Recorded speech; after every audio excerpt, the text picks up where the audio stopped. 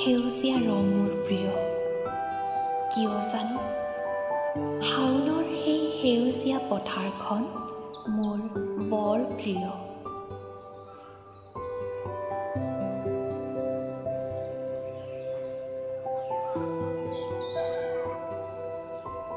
জীৱন মানেই যে সংগ্ৰাম, আৰু সেই সংগ্ৰামত জয়ী হৈ খেতিয়কসকলে যেন সিঁচি দিছে উদং পথাৰখনত সেউজৰ বীজ।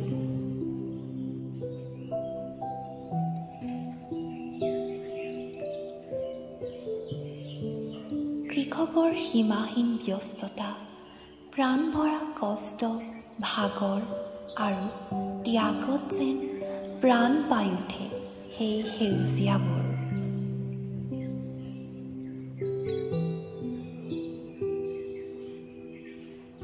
সেউজৰ আৱেশত পোখা মেলে উদৰ পৰুৱা এমুঠি সোণোৱালী শস্যই।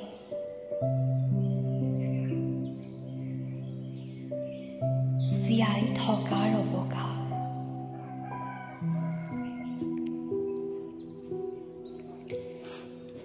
কিন্তু সেউজৰ মাজত আশাৰ শলিতা জ্বলোৱাও যেন বৰ জটিল।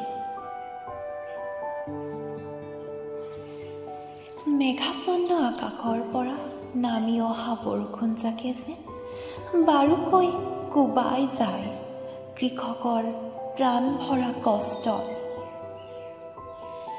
দুপাল পিতা বৰষুণজাকে ধুৱাই পেলায় আশাৰ শলিতাডালি।